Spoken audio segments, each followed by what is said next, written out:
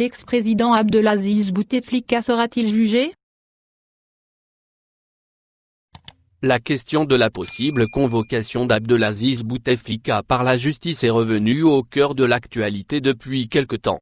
Mais avant de rentrer dans le vif du sujet, faisons un bref rappel de la vie et de la carrière politique de l'ex-président algérien. Bien qu'étant algérien, Abdelaziz Bouteflika est né le 2 mars 1937 au Maroc, plus exactement dans la ville d'Oudjeda frontalière de l'Algérie. Enfant d'une famille nombreuse, il fait ses études au Maroc avant de rejoindre l'armée de libération nationale, branche armée du FLN qui avait installé ses bases arrières sur le territoire du pays chérifien nouvellement indépendant. C'est d'ailleurs au sein de l'armée de libération nationale qu'il se liera d'amitié avec l'autre ancien président algérien Houari Boumedienne, qu'il suivra jusqu'à la mort de ce dernier en 1978. Après l'indépendance de l'Algérie en 1962, Abdelaziz Bouteflika gravira peu à peu les échelons au sein du nouvel État dont il devient notamment ministre des Affaires étrangères entre 1963 et 1979 sous les présidences d'Ahmed Ben Bella et de Houari Boumedienne. Tombé en disgrâce après la mort de ce dernier, il s'exilera notamment au Moyen-Orient et disparaîtra de la scène politique algérienne jusqu'en 1999, date à laquelle il est élu président du pays, fonction qu'il gardera jusqu'en 2019 après avoir été réélu lors des scrutins présidentiels de 2004, 2009 et 2014.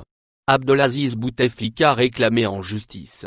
En effet, depuis que l'ex-chef d'État a été forcé à la démission en avril 2019, plusieurs responsables sous sa présidence, ainsi que des hommes d'affaires ont été placés en détention et jugés pour des affaires de corruption. Un climat qui a poussé plusieurs opposants à l'ex-président, mais également certains de ses anciens collaborateurs, à poser la question de son éventuel jugement.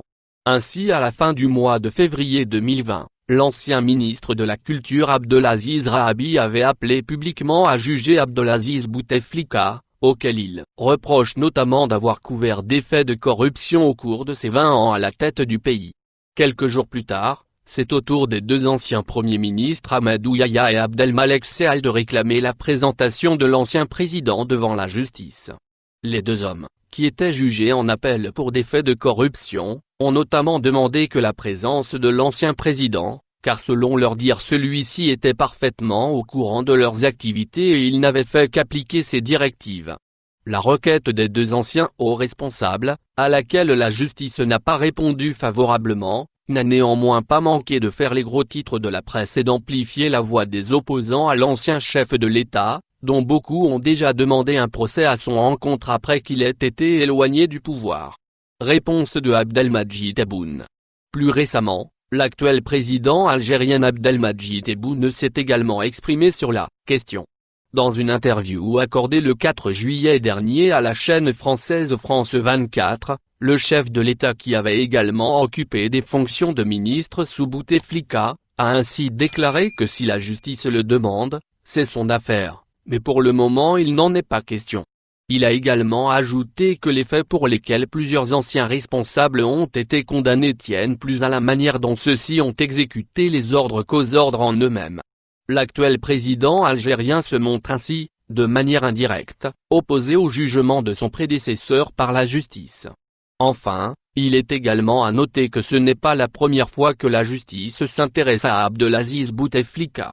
Celui-ci était en effet dans le collimateur de la Cour des comptes au début des années 1980, époque à laquelle il était accusé d'avoir détourné l'équivalent de 60 millions de francs alors qu'il était ministre des Affaires étrangères. Cette affaire ne connaîtra néanmoins pas de suite.